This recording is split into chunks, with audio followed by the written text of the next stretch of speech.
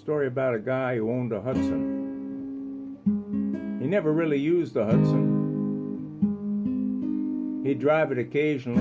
I don't know where he went, but he wouldn't be gone for long, then he'd be back in the house. Had about 7,000 miles on it total, and he gave it to his granddaughter. Man, that car was sweet. Not a scratch on the paint, not a stain on the seat. She took it and she drove it straight into a swimming pool. You ever wonder how Colombia is not a superpower? They produce cocoa leaves and coffee.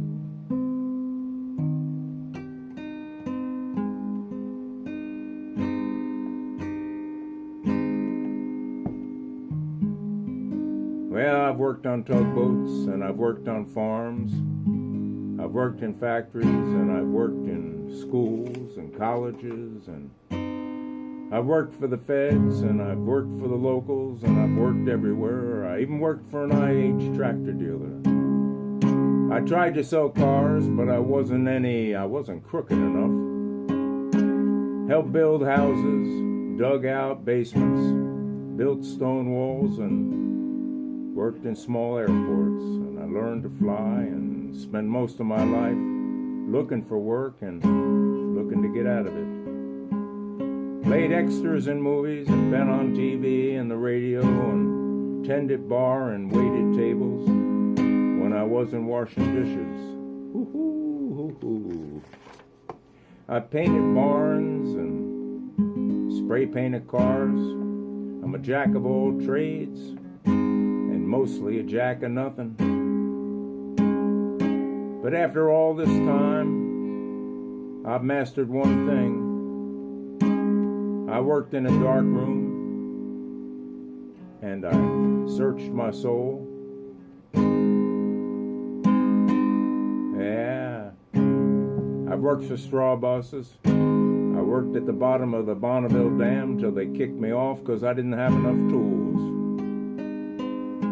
What's the moral of this story? Pounding the bricks, looking for work, and looking to get out of it. I think you're out of tune this morning, Hairman.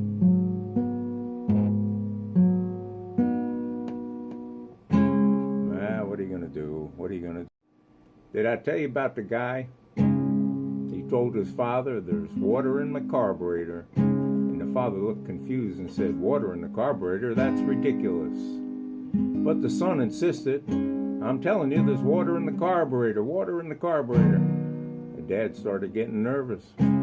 "You don't even know what a carburetor is, son." "Oh, well, I'll check it out. Where's the car?" "In the pool." I had a next door neighbor that had a Hudson. He'd hardly ever took it out for a drive. He was somebody like me, long in the tooth, and it was a beautiful Hudson. Not a scratch on the paint, not a stain on the upholstery or interior. It purred like a kitten, and it was long as could be. Man, what a limo that was. I drooled on that car. I'd go in his garage. I'd just look at it and stare at it for hours. What a gorgeous car. Chrome on the steering wheel, chrome on the wheels, and chrome on the bumpers. You could see a reflection in it. It was a Hudson. And then he passed away. Oh no, before he passed away, sorry.